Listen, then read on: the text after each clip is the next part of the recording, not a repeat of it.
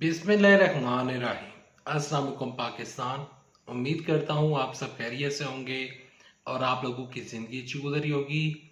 आज है 2 अक्टूबर, साल है 2023। आज की बड़ी खबरें लेकर आपकी खिदमत में हाजिर हूँ। इमरान खान साहब की रिहाई, इस्लामाबाद हाई कोर्ट का बड़ा फैसला, मरियम नवाज शरीफ साहबा अपने ही जाल में फंस गई, नवाज शरीफ की टांगें कांप गई हैं, फजलुर रहमान को 1100 वार्ड का बड़ा झटका। फजलुर रहमान साहब जो हैं उनकी एक ताज़ा तरीन स्टेटमेंट सामने आई है। फजलुर रहमान साहब जो हैं वो क्या कहते हैं, मरियम नवाज शरीफ साहबा ने कौन सा जाल बुना था और आज उसी ही जाल में वो फंस चुकी हैं। इमरान खान साहब की रिहाई से रिलेटेड तमाम तर खबरें आगे चलकर आप साथ वीडियो में शेयर करूंगा, लेकिन ये खबरें शेयर करने से पहले, आगे बढ़ने से पहले छोटी सी रिक्वेस्ट करूंगा कि इस वीडियो को लाइक कीजिएगा, चैनल सब्सक्राइब कीजिएगा, साथ लगे नोटिफिकेशन बटन दबाइएगा ताकि जो आने वाले वीडियोस हैं आप उनको मिस ना कर सकें। सबसे पहले आपके साथ खबर शेयर करते हैं कि फजलुर रहमान साहब की एक ताज़ा तरीन स्टेटमेंट सामने आई है। फजलुर रहमान साहब फरमाते हैं कि जो इस टाइम केपीके है, क्योंकि इलेक्शन कमीशन ने कहा है कि जनवरी के आखिरी हफ्ते में इंतखाबात करवाए जाएंगे और जनवरी के आखिरी हफ्ते में इंतखाबात हो जाएंगे, तो उसके ऊपर फजलुर रहमान की एक स्टेटमेंट सामने आई है। वो कहते हैं कि जनवरी के आखिरी हफ्ते में केपीके में इंतखाबात नहीं हो सकते क्योंकि केपीके में काफ़ी ज़्यादा सर्दी होती है, तो ये इंतखाबात पॉसिबल नहीं है और हम इस इंतखाबात की ये जो जनवरी में कॉल है हम इसको मुस्तरद करते हैं। फजलुर रहमान की जानब से ये बयान इस वजह से सामने आया है क्योंकि गैलप सर्वे रिपोर्ट ने बड़े बड़ों के होश उड़ा कर रख दिए हैं। फजलुर रहमान साहब गैलप सर्वे रिपोर्ट में उनका दूर दूर तक कोई भी नामो निशान नहीं है। फजलुर रहमान साहब को केपीके की जो अवाम है उन्होंने मुस्तरद कर दी है। वजह यह बनी है कि केपीके में जो इमरान साहब ने जब इसमिया तहलील की तो उसके बाद जो हुकूमत बनी थी, जो निगरान वफाकी काबीना के लोग थे वो फजलुर रहमान के बंदे थे। निगरान उसके अलावा जो इस टाइम गवर्नर हैं केपीके के, तो वो भी फजलुर रहमान के ख़ानदान से ही हैं। अपने तमाम तर लोगों को नवाजा केपीके में फजलुर रहमान ने, और आज फजलुर रहमान साहब केपीके में जो इलेक्शन होने जा रहे हैं उस इलेक्शन से फजलुर रहमान साहब भाग रहे हैं। फजलुर रहमान साहब को बड़ा झटका लग चुका है।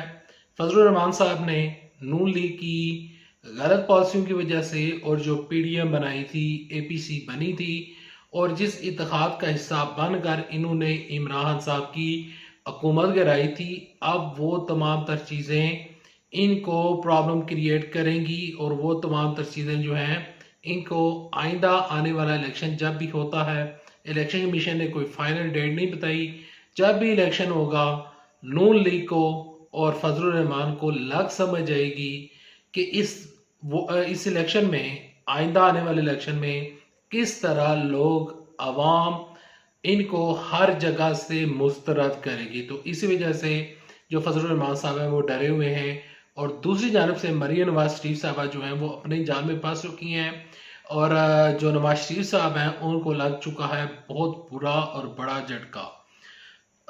नवाज शरीफ के जो तर्जमान हैं सिंध में, जुबैर उमर साहब कहते हैं कि हमें ये समझ नहीं लग रही, ये जो गैलप सर्वे रिपोर्ट हमारे सामने आई है इसमें मैं ये देखकर हैरान रह चुका हूँ कि शाह महमूद कुरैशी और जो चौधरी परवेज लाई हैं इनकी मकबूलियत नवाज शरीफ से ज़्यादा किस तरह है।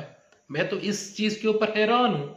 नून लीग हैरान है, नून लीग परेशान है कि शाह महमूद कुरैशी, उनकी मकबूलियत नवाज शरीफ से ज़्यादा हो चुकी है। देखिए, शाह महमूद कुरैशी साहब पीटीआई के वाइस चेयरमैन हैं, तो उनकी मकबूलियत क्योंकि वो हमेशा पार्टीज बदलते रहते हैं, तो उनकी मकबूलियत का ये ग्राफ आज से पहले कभी भी गैलप सर्वे रिपोर्ट में नहीं आया, जो कि इस गैलप सर्वे रिपोर्ट में सामने आया है। नून लीग परेशान है और इनकी परेशानी में मजीद उस टाइम इजाफा हुआ है। कल मरियम नवाज शरीफ साहबा ने जो शादरा में एक वर्कर कन्वेंशन किया, एक जलसा किया, वहां पर लोगों की जो अदम दिलचस्पी थी उस जलसे में, लोग उस वर्कर कन्वेंशन का हिस्सा नहीं बने।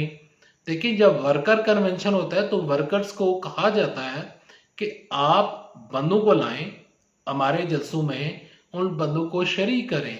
अब ऐलानात हो रहे हैं कि नवाज शरीफ साहब जो हैं वो वापस आएंगे, 21 अक्टूबर को उनका जलसा होगा, तो जो बंदा ज्यादा बंदे लाएगा उसको 1 to 5 दिया जाएगा।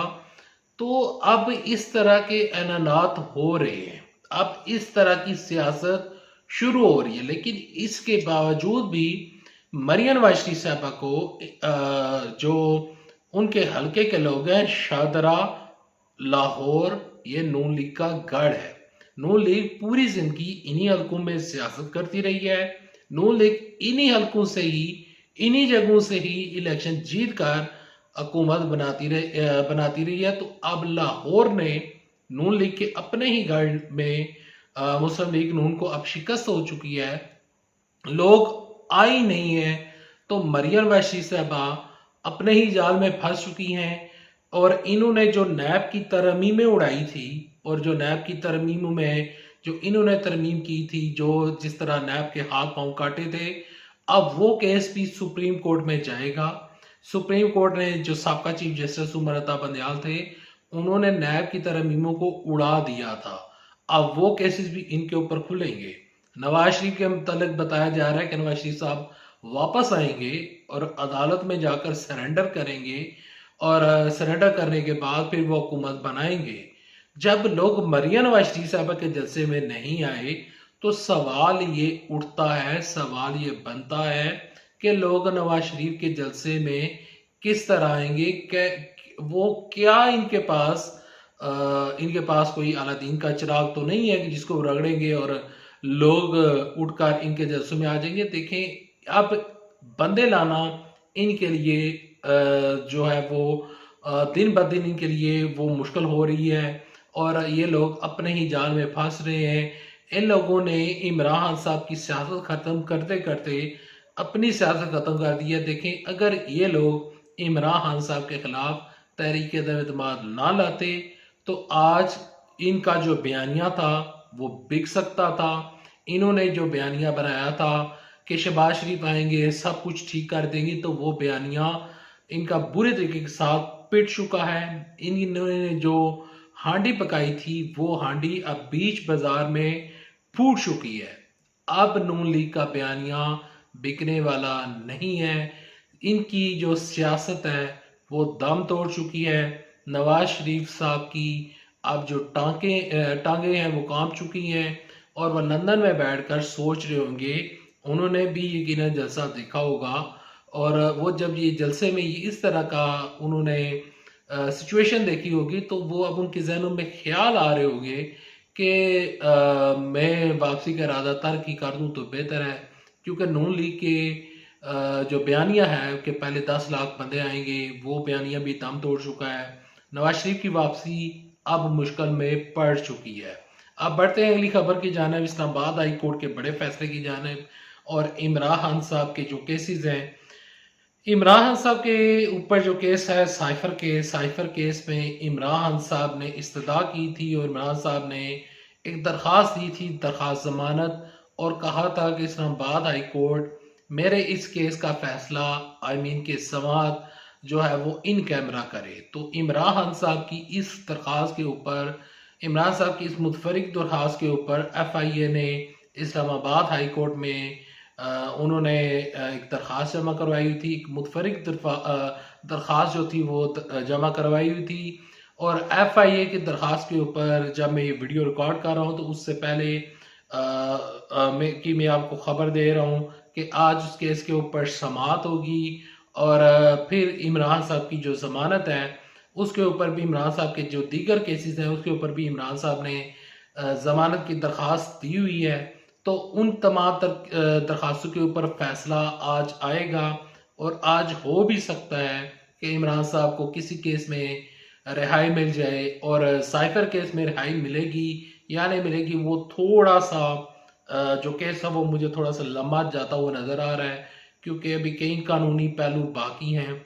इन कैमरा समात होगी, फिर जो प्रोसेस है, जो प्रोसीजर है, वो थोड़ा सा आगे बढ़ेगा। तो ये जो महीना है, इसमें इमरान साहब के जो केसेस हैं वो मुझे चलते हुए नजर आ रहे हैं। लेकिन किसी भी केस में इमरान साहब के ऊपर काफी ज्यादा केसेस हैं, तो किसी और केस में इमरान साहब को रिहाई मिल सकती है, जमानत हो सकती है, लेकिन साइफर का केस अभी मजीद चलता हुआ नजर आ रहा है। Thanks for watching this video.